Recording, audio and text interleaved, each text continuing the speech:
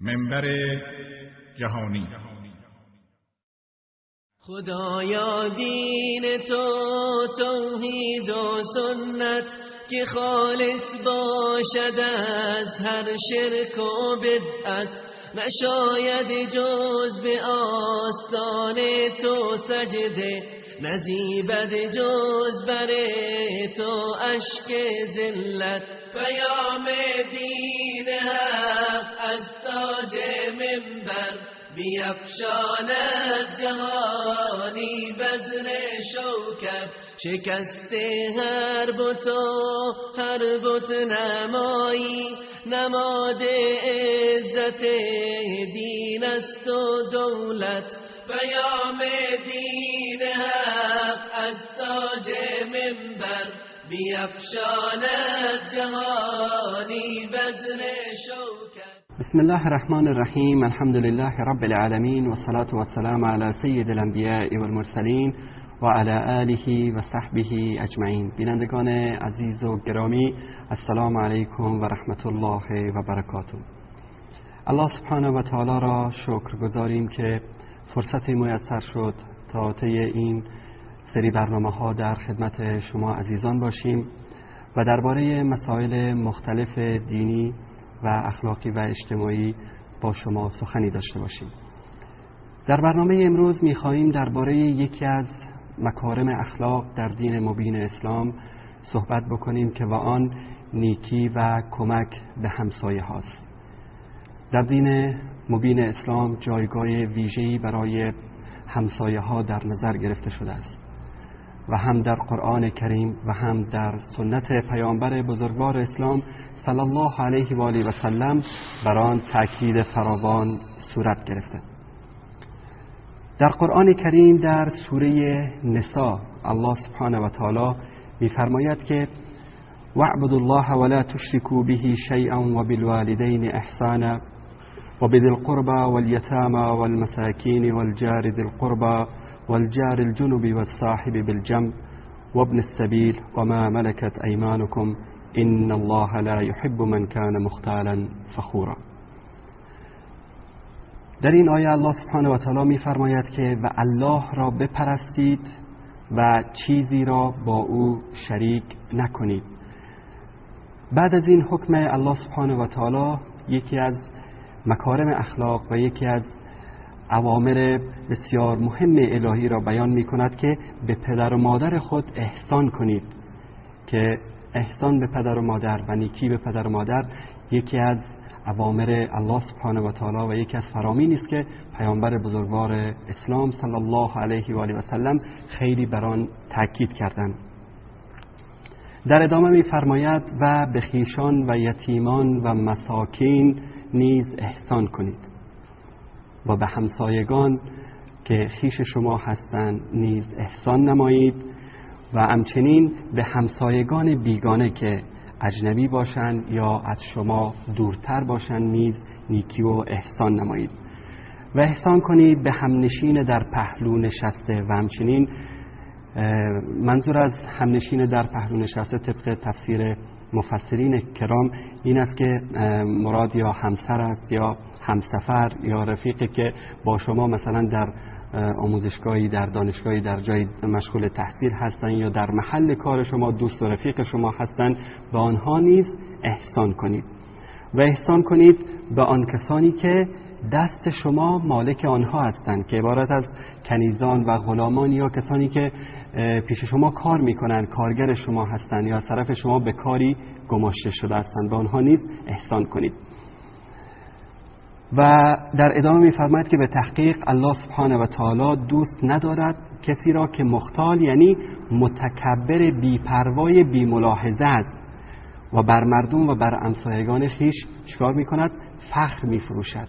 الله سبحانه و تعالی انسان متکبر و فخر فروش را دوست ندارد. می‌بینیم که در این آیه الله سبحانه و تعالی حقوق همسایه را نیز در ضمن عبادت خودش و اینکه شریک به او قائل نشویم و به پدر و مادر خود نیکی کنیم ذکر می کند. همسایه حقوق بسیار زیاد دارد و دین مبین اسلام از اذیت و آزار همسایه ما مسلمانان را منع کرده است. پیامبر بزرگوار اسلام صلی الله علیه و آله و سلم در حدیث صحیح که در کتب صحیح احادیث اهل سنت ذکر شده است می‌فرمایند که به الله سوگند ایمان ندارد، به الله سوگند ایمان ندارد، به الله سوگند ایمان ندارد. وقتی که اصحاب کرام و کسانی که سخن پیامبر صلی الله علیه و آله و سلم را میشنیدن این 3 بار تکرار پیامبر صلی الله علیه و آله و سلم را شنیدن، همه متوجه شدند که پیامبر صلی الله علیه و آله و سلم میخواهند یک موضوع بسیار مهم، یک موضوعی که دارای اهمیت ویژه‌ای در دین مقدس اسلام هست را بیان بکنند. گفتند ایمان ندارد، ایمان ندارد و ایمان ندارد و با قسم به الله سبحانه و تعالی این را تاکید کردند. حالا شما حدس بزنید که پیامبر صلی الله علیه و آله و سلم 3 بار تاکید کردند درباره چه کسی ایمان ندارد؟ می‌فرمایند ایمان ندارد کسی که همسایه‌اش از بدی و اذیت و آزار او در امان نیست. سبحان الله.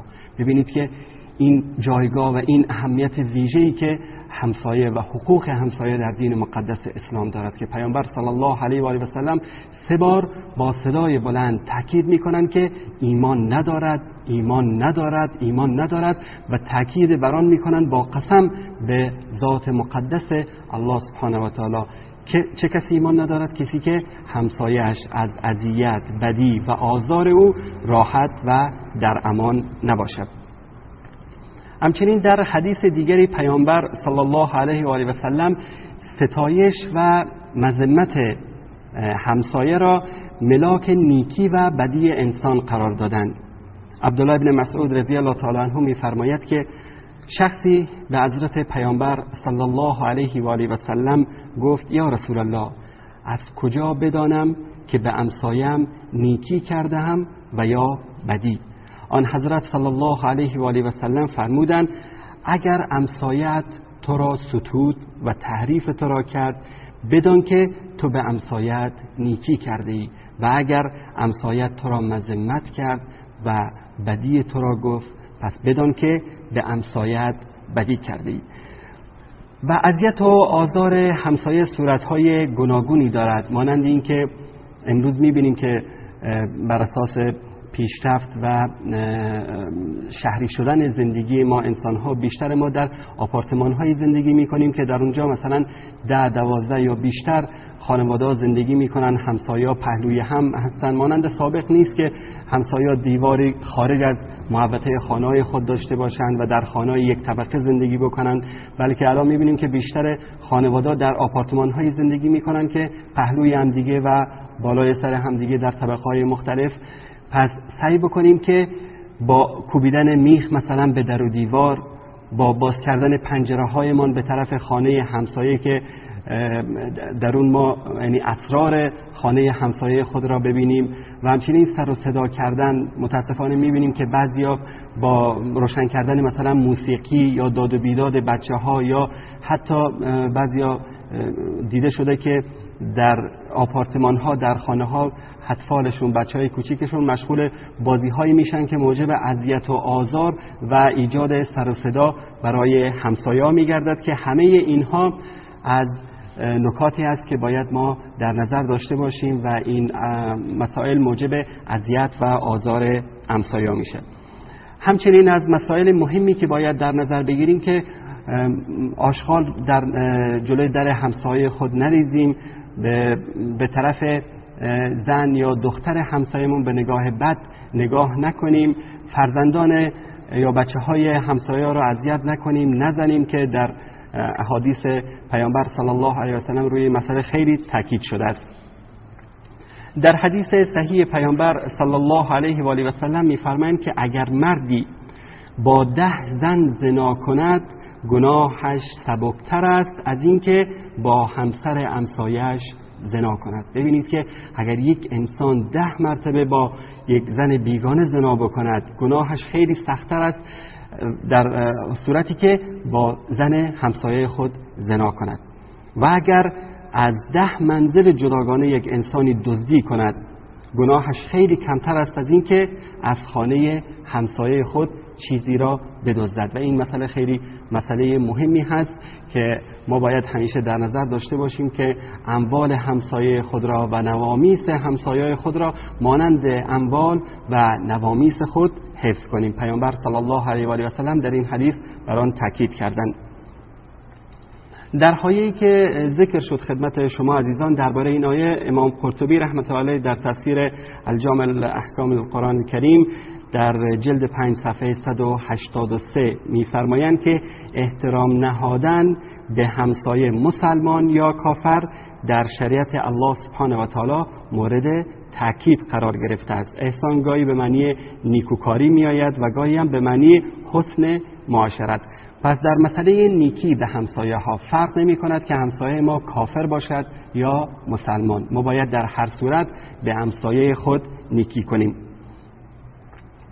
پیامبر صلی الله علیه و آله و سلم درباره نیکوکاری در حق همسایه چنین می‌فرمایند که با تقوا باش تا عابدتر و اهل قناعت باش تا شکرگزارتر از همه باشی و آنچه را برای خود دوست داری برای مردم نیز دوست بدار تا مؤمن باشی و حقوق همسایه را رعایت کن تا مسلمان قلمداد شوی. سبحان الله. ببینید که در این حدیث بزرگ پیامبر صلی الله علیه و آله و سلم به نکات خیلی مهمی اشاره میکنن، از آن جمله این که هر چه را برای خود دوست داری برای برادر مسلمان خود نیز دوست بدار. و این مطلب در حدیث جداگانه ای هم روی آن خیلی تاکید شده است که این حدیث متفق علیه است، در بخاری و مسلم روایت شده است که پیامبر صلی الله علیه و آله و سلم میفرمایند که مسلمان واقعی کسی است که هر چه را که برای خود دوست دارد برای برادر مسلمان خود دوست بدارد و هر آنچه را که برای خود دوست ندارد و نمیپسندد برای برادر مسلمان خود نیز نپسندد. پس اگر شما دوست ندارید که همسایه شما را اذیت کند، اگر دوست ندارید که همسایه شما برای شما مزاحمت ایجاد کند، پس شما عزیزان نیز با همسایه خود با نیکی و با اخلاق برخورد کنید، همونطوری که دوست دارید همسایه شما با شما نیز به اخلاق و نیکی برخورد نماید.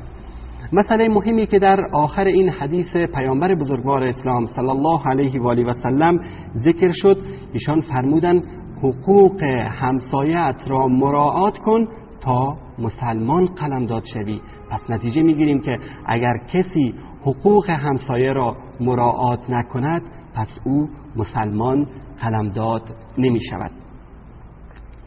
و از محبوبه رسول اکرم صلی الله علیه و آله و سلم مادر مؤمنان عایشه صدیقه بنت صدیق رضی الله تعالی عنهما روایت شده است که پیامبر بزرگوار صلی الله علیه و آله و سلم فرمودند و تاکید کردند که جبرئیل آنقدر مرا در باره حقوق همسایه تاکید کرد که گمان کردم که همسایه ها از هم میراث میبرند. ببینید که این حدیث چه حدیث بزرگی است که پیامبر صلی الله علیه و آله و سلم میفرمایند که جبرئیل از بس به من تاکید کرد درباره حقوق همسایه، من گمان کردم که همسایه از همسایگان خود حرص میبرد. و این یکی از مکارم اخلاق و یکی از ویژگی های یک مسلمان مؤمن واقعی است که حقوق همسایه های خود را مراعات کند و درباره آنها کوتاهی نکند، به آنها کمک بکند. و از جمله حقوق خیلی مهم همسایه این است که امر به معروف و نهی از منکر بکنیم. اگر دیدیم که همسایه ما به نماز حاضر نمی شود، اگر دیدیم که همسایه ما در خانه او منکری انجام می گیرد و گناهی مرتکب می شود، باید سعی کنیم که او را امر به معروف و نهی از منکر بکنیم و همچنین سعی بکنیم که همسایه ما با تعالیم دین مقدس اسلام آشنا شود. خب بینندگان عزیز و گرامی، با ذکر این مطلب به پایان وقت برنامه رسیدیم. امیدوار هستیم که الله سبحانه و تعالی به ما و شما توفیق عنایت فرماید که از جمله کسانی باشیم که حقوق همسایه های خود را مراعات می‌کنیم. شاد و موفق و پیروز باشید. سلام الله علیکم و رحمته و برکاته. خدایا دین تو توحید و سنت که خالص باشد از هر شرک و بدعت، نشاید جز به آستان تو سجده، نزیبد جز بر تو اشک ذلت. پیام دین دین حق از تاج منبر بیفشاند جهانی بذر شوکت، شکسته هر بت و هر بت نمایی، نماد عزت دین است و